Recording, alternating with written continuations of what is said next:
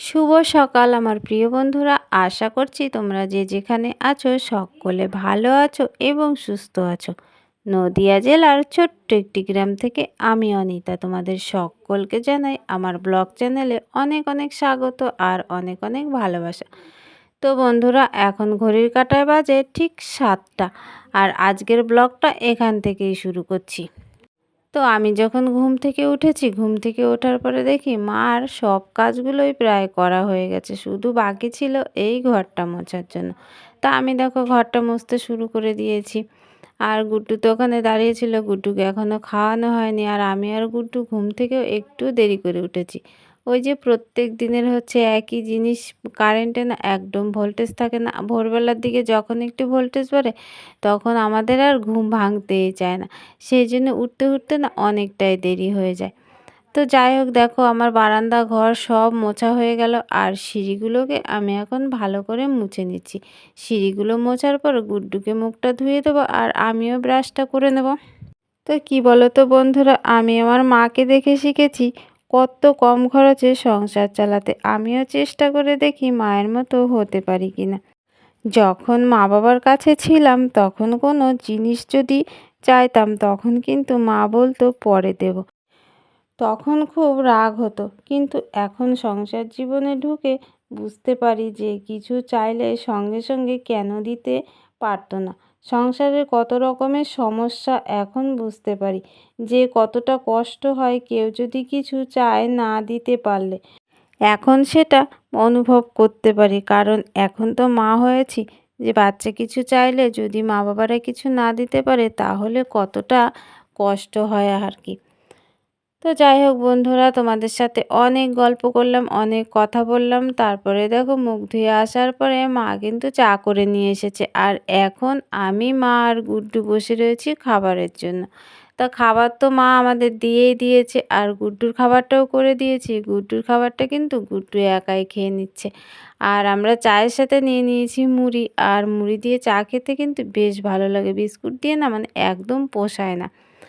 তো যাই হোক, চা টা খাওয়া হয়ে গেছে আর খেয়েই দেখো আমি রেডি হয়ে গেছি। মানে ঘরে চাল আছে, মানে বারণ তো বলবো না, মানে অল্প রয়েছে। মানে এখনও তাও 4-5 দিন মতো হয়ে যাবে। তা ভাবলাম আজকে একটু সময় আছে হাতে, তাই ধানটা ভাঙিয়ে নিয়ে আসি। তো মাও বলল যে আজকে যখন সময় আছে আমি গুড্ডুকে দেখছি, তুই যা। সাইকেলে দেখো বস্তাটা এখন তুলে দেব। আর হচ্ছে আমি কিন্তু এই রকমভাবে মানে বিয়ের অনেক আগে থেকে কিন্তু এইভাবে হচ্ছে ধান ভাঙিয়ে দিতাম, কারণ বাবা একটু অসুস্থ ছিল, পারতো না, সেই জন্য এইসব কাজগুলো আমাকেই করতে হতো। আর সেই সব অভ্যাস আছে, অতটা অসুবিধে হয় না। তা দেখো মানে এক বস্তা আগে রেখে এসেছি মানে কল ঘরে, তারপরে দেখো পুনরায় এসেছি আর এক বস্তা নিয়ে যাওয়ার জন্য। একবারে মানে 2 বস্তা ভাঙিয়ে নিয়ে আসবো আর কি। তো চলো ধানটাকে ভাঙিয়ে নিয়ে আসি আর গুড্ডু এখন বাড়িতে থাক। তো বন্ধুরা দেখো ধান ভাঙিয়ে নিয়ে আমি বাড়ি চলে এসেছি। আর বাড়ি আসার সঙ্গে সঙ্গে না চানটা করে নিয়েছি, মানে ভীষণ কষ্ট হচ্ছিল আর এত গরম কি বলবো তোমাদের। সেই জন্য ভাবলাম এখন আর রান্নার দিকে মোটেই যাব না, আগে চানটা করে নিই, তারপরে হচ্ছে গাটা ঠান্ডা হলে তারপরে যাব রান্না করতে। তা আমার চান করে তো ভীষণ ভালো লাগছিল কি বলবো তোমাদের। চান করার পরে দেখো যে সমস্ত জামা কাপড়গুলো পরে গেছিলাম আর যে নাইটিটা ছিল মানে পরনে আমার, সেগুলো সব কেচে দিয়েছি। আর গুড্ডুরও কিছু জামা কাপড় ছিল, মানে জামা ছিল, প্যান্ট ছিল, সেগুলো হচ্ছে কেচে দিয়েছি। তাই এখানে সব দেখো মেলে দিয়েছি।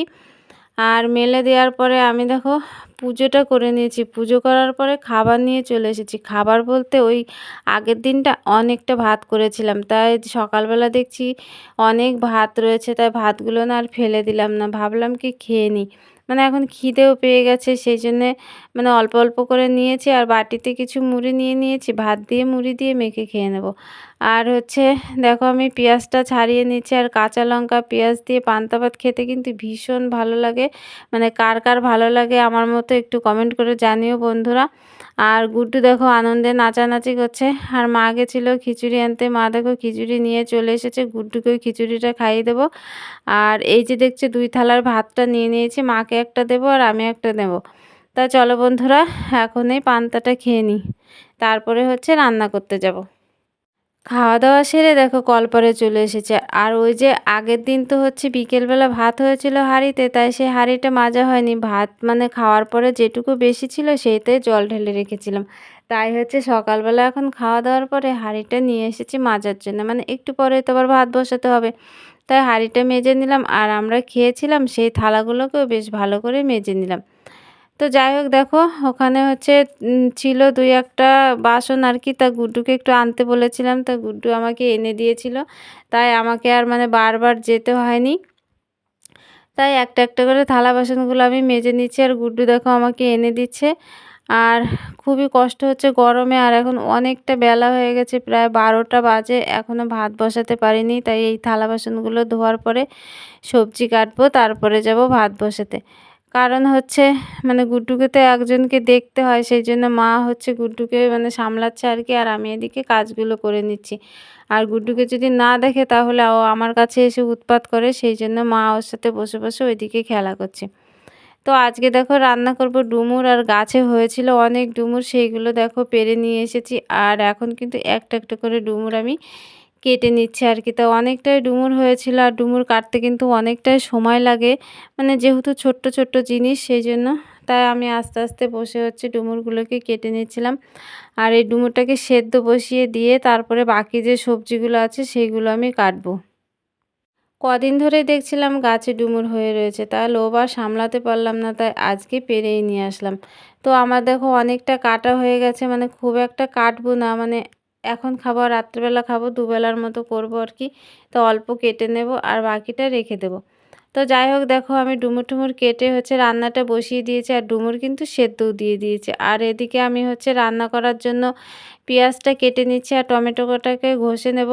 আর ওখানে দেখো পাট শাক রয়েছে, সেটাকে ধুয়ে কাটতে হবে। আর নিম বেগুন করবো বলে বেগুন এনে রেখেছি। তো বেগুনগুলোকে মানে একটু পরে কেটে নেবো আর কি, পেঁয়াজ কাটার পরে। আর গুড্ডু দেখো আমাকে রসুন ছাড়িয়ে দিচ্ছে, মানে ও পারে না কিন্তু তবুও চেষ্টা করছে, যে বলছে মা আমাকে দাও আমি করে দিই। তো দিলাম ওকে, দেখো অনেক চেষ্টা করছে ছাড়ানোর জন্য, পারবে কিনা জানি না। আর এদিকে দেখো আমি পেঁয়াজগুলোকে কুচি কুচি করে কেটে নিচ্ছি, আর বেগুনগুলোকে না একদম ছোট্ট ছোট্ট করে নিয়েছি। আর নিম বেগুন করার জন্য কিন্তু বেগুনগুলোকে ছোট্ট ছোট্ট করে কাটতে হয়। আর নিম পাতাটাতে মানে বেছে রেখে দিয়েছি। তাই আগে ডুমুরের তরকারিটা করে নেব, তারপরে বাদবাকি রান্নাগুলো করে নেব। তা চলো বন্ধুরা, যে বাকি সবজিগুলো আছে আমি ওগুলোকে কেটে নিয়ে আর রান্নাটাও কমপ্লিট করে নিই, কী কী রান্না হয়েছে তোমাদের দেখাচ্ছি।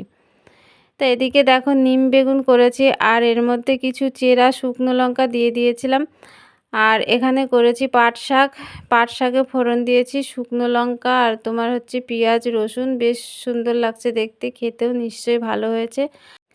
আর এই হচ্ছে আজকের রান্না ডুমুরের তরকারি, মানে আলু আর ডুমুর দিয়ে করেছি, একদম শুকনো শুকনো করে করেছি, কারণ ডুমুরের তরকারি তো আর ঝোল ঝোল ভালো লাগে না, সেই জন্য একদম গামাখা গামাখা মশলা দিয়ে করেছি, মানে বেশ সুন্দর লাগছে দেখতে।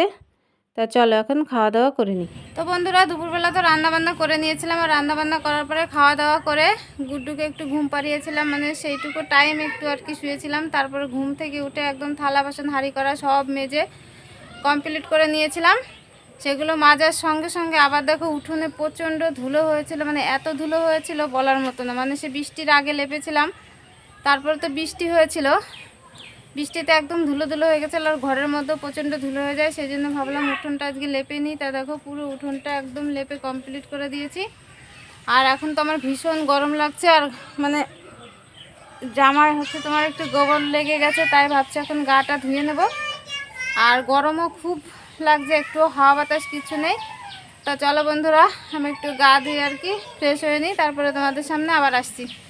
বন্ধুরা দেখো গাটা ধুয়ে একদম ফ্রেশ হয়ে গেছি, আর মাথাটা একটু আঁচড়ে নিয়েছি, একটু সিঁদুরও পরে নিয়েছি। তারপরে দেখো যাচ্ছি এক জায়গায় বলতে, মানে 2-3 দিন পরে হচ্ছে গুড্ডুর জন্মদিন, তাই একটা জামা আনতে যাচ্ছি, মানে বেশি দূরে যাব না, বাজারেও যাব না আর কি, মানে পাড়ার দোকান থেকে একটা নিয়ে আসবো, মানে অল্প দামের মধ্যে। এখন শুধুমাত্র গুড্ডুর একটা জামার জন্য মানে বাজারে যাওয়াটাও সম্ভব না, সেই জন্য হচ্ছে যাচ্ছি না।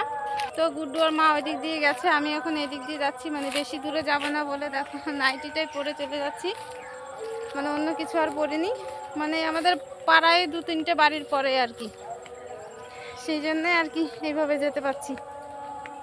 তা চলো দেখি গুড্ডুর জন্য কি জামা পাই মানে আছে ওই বৌদিটার কাছে। যাই হোক একটা মানে কম দামের মধ্যে একটা এনে দেবো আর কি। মানে জামা কি বলো তো অনেকগুলো আছে, সেই জন্য বাচ্চা মানুষটাকে না দিলে ভালো লাগে না, সেই জন্য হচ্ছে কম দামের মধ্যে একটা এনে দেবো আর কি। তা চলো ঘুরে